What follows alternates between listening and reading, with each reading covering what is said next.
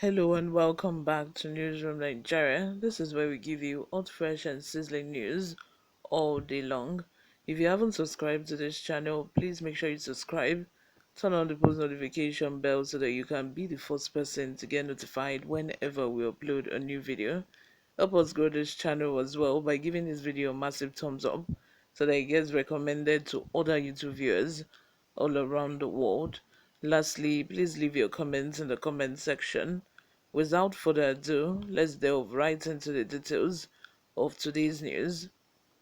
Tinubu suffers brutal defeat as Tribunal outrightly makes shocking declaration. This is good news for Atiku and Obi. In a turn of events that appears to be heartbreaking for the president-elect, Asiwaju Bola Ahmed Tinubu, the Presidential Election Petitions Court (PEPC) has informed Wole Olanipekun, the lead attorney for the president-elect, that he is citing an outdated law in opposition to the request by the People's Democratic Party (PDP) presidential candidate Alhaji Atiku Abubakar and concurred by his counterparts from the Labour Party. Justice Haruna Simon Samani, the court's chairman, had on Thursday called Olanipekun's attention to a section of a code of conduct for judicial officers that had been incorrectly cited to support Tinubu's opposition to live coverage of a proceedings in Atiku's petition. He explained to Tinubu's attorney that he was objecting to Atiku's request for live coverage of court proceedings by citing an antiquated law. According to reports, Tinubu, APC, and INEC each separately objected to Atiku's request at the hearing on Thursday. In support of his demand for live broadcast of the proceedings, Atiku had cited the monumental importance of a petition on a national and international level through his lead attorney, Chief Chris Uche San. However, Olanipekun had cited paragraph 4(6) of the Code of Conduct for Judicial Officers in an effort to support his strident opposition, which he claimed forbade judicial officers from broadcasting or televising proceedings during a court session. Following Chris Uche's argument that there was currently no law or statute prohibiting the live broadcast of court proceedings, he cited the disputed law. Justice Samani interrupted Olanipekun just as he was about to read the relevant section of the law, informing him that it was citing the incorrect piece of legislation.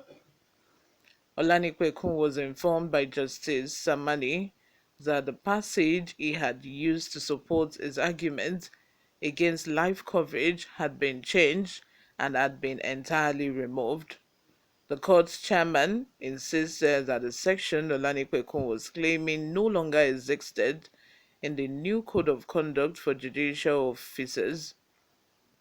Uche had called the court's attention to the Justice Oputa panel of inquiry, which was telecasted live and uploaded all over the nation, while also arguing for live broadcast of Atiku's petition. The senior attorney claimed that if the petition is broadcast live, none of the respondents will be harmed. It specifically stated that live broadcasts of court proceedings were not prohibited by any laws or statutes, adding that the fact that it had never been done before should not be interpreted as a reason why it cannot be done now. Justice Aruna Simon Samani, the court's Chief Justice, has postponed the decision making process until a later date that will be disclosed to the parties. You all, let me have your thoughts and comments in the comment section, because I don't know why these people are masquerading. I don't know why they don't want the court proceedings of an election petition to be broadcasted live.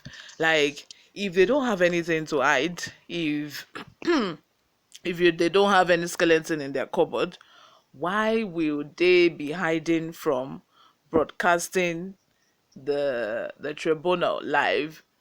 As the lawyer said, the popular Oputa panel that everyone is talking about till date was broadcasted live on television for the whole nation to see. Everyone could watch the Oputa panel live. It was live. So even if there were no laws, backing a live broadcast, like the judge said, that doesn't mean that they cannot do it. But the lawyer, the lawyer representing Tinubu, was citing an outdated law, a law that no longer exists. And I'm very happy that the judge informed him right there and then, immediately, is that that section of the law that you are citing no longer exists and it has been removed. We all know that the world is, is developing, like new innovations and all. Gone are those days when they would not even allow journalists, to enter the courtroom, and everything will be shrouded in secrecy. But now, you know, journalists are allowed into the courtroom to cover everything, and even now, live broadcasts of court proceedings can also happen. There is, if there is no boju boju, then why not? Why can't you do live broadcasts for a tribunal that involved the whole country? It's not as if it's only involving, a section of a country and doesn't concern, an average Nigerian citizen. This is our votes that we're talking about, so we should be able to see everything that is happening. It's just not enough that we know that justice is taking place. It's also very important that people should see that justice is actually taking place. People should see that, the law is taking it's taking place actually.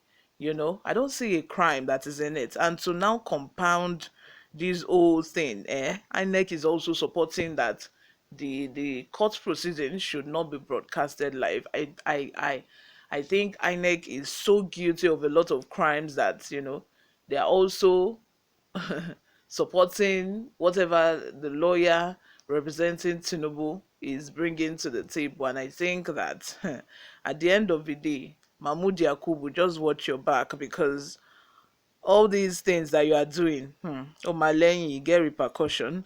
Well, you guys, let me have your thoughts in the comment section. Subscribe if you haven't. I will see you in my next video.